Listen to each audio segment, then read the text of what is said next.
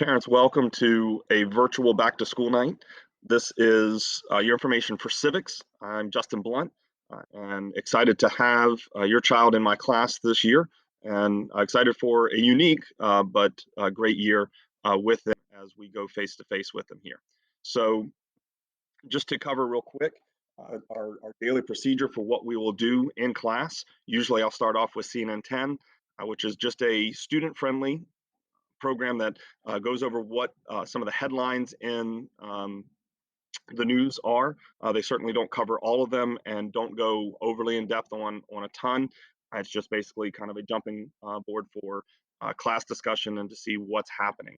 Do encourage your students to look at other news sources and to discuss with you and get your point of view on different things. What we use it for is just to see different perspectives and look at it was what we are going over notes just as a real life application of things.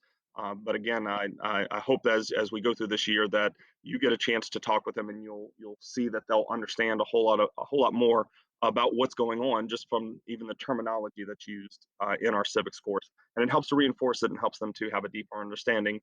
The more you are able to talk with them and work with them uh, in what you see going on as well. So usually after CNN 10, we'll go into our notes and our discussion, and sometimes we'll pull in what we've talked about in CNN 10 for that day, or what we've seen rather, or from a previous CNN 10, just to give that real life application. That's something that's very important to me. That brings civics to life for my students. I don't want it to just be something that they're reading out of textbook or just on our note sheets, but something that they can see that real life application and take that with them when they move on to high school and into their adult life. Usually at the end, we haven't been able to do this as often at the start, but we'll get back in the habit of it. I go over with them something called the Liberty Bill, and it's a idea to put the Constitution on the back of $1 bills so that students in my classes, but also people across the country would be able to know what their basic rights are.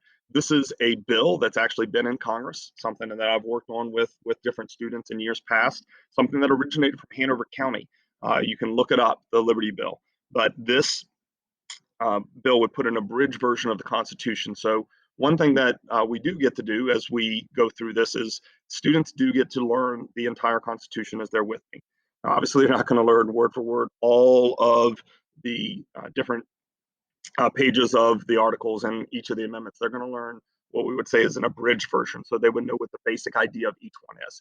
So at the end of each class, typically we will go over it. So you guys probably the second week of school got a homework assignment from your child where they came home and they asked you what Amendment 1 was. If you failed at that, I'm sorry, that was me that sent home that. Hopefully they didn't laugh at you too much as a result, and hopefully you passed it maybe even. But we'll go over different amendments. Don't worry, I'm not going to give them that as a homework assignment to go and ask you anymore. That was just that one time. But I do hope that they do share with you as we continue to go through them and get back on track to do that, so that they can know what their basic rights and the basic ideas of the Constitution are for them to carry forward, not just as they go into high school and into college, but through life, as these are important to the foundation of our country. So we do memorize the Constitution, at least an abridged version of it, the Liberty Bill. I did the first week of school as well, give them a naturalization test, a similar one to what they would take if they were actually taking or going through the process. Maybe they told you about it. Maybe they told you that they didn't pass or that they did know enough to be a citizen. Here's just a few questions.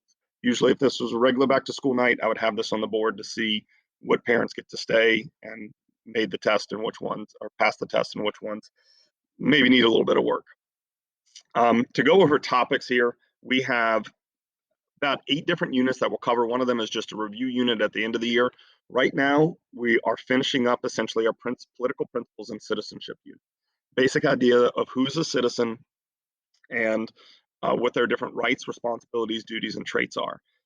And then go into elections and voting and political parties all in time for the election come November. We'll cover the key documents that we have, our founding documents like the Constitution, Declaration of Independence. They'll learn why they were written, what's in them, the different parts, and stuff like that.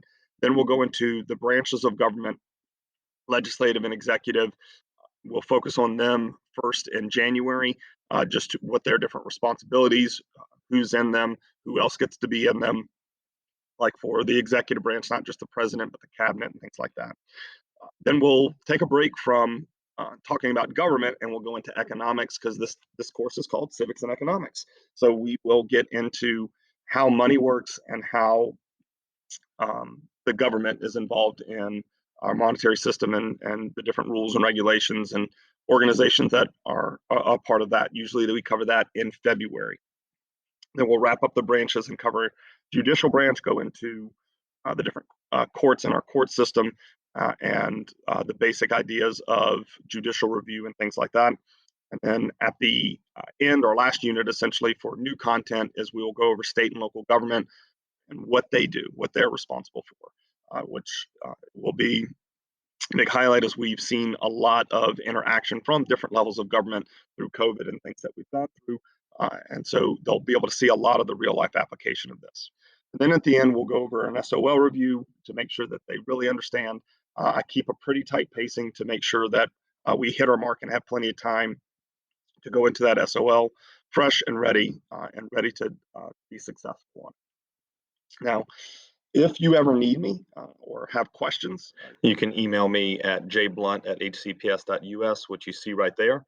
Additionally, there are supporting teachers in my A1, B1, and B4 classes, so you could contact Ms. Quinn, Ms. Philp, and Ms. Aubrey should you have questions for them or those specific classes as well.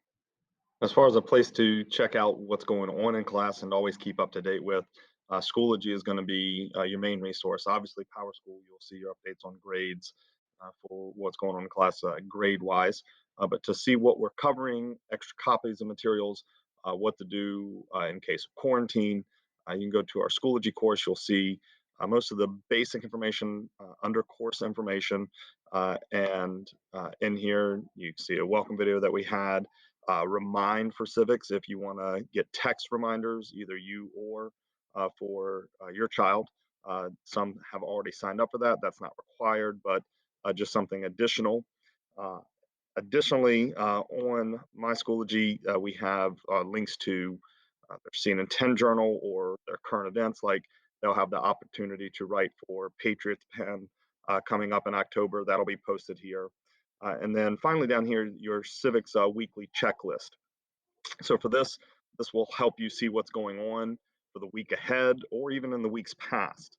When you click on this, it does share what's going on each day, and you see the highlighted blue there. That means that's a link to a paper or a link to uh, a Google form or Google Doc that I have within Schoology or within my Google Drive. So students can access that and be able to see what's going on and keep up to date, even if they miss a class or quarantined or just want to see what's coming up. Also listed there is our Zoom link and homework that we have for the coming week. So check that out anytime you want to see what's going on in class. I look forward to a great year, and please let me know if you have any questions. And please engage in talking with your child on different things that you see going on and give your perspective.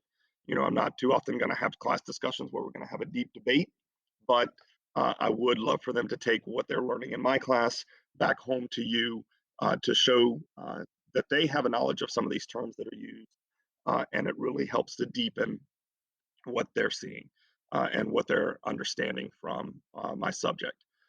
Look forward to a great year, and thanks guys for joining in tonight for our back to school night.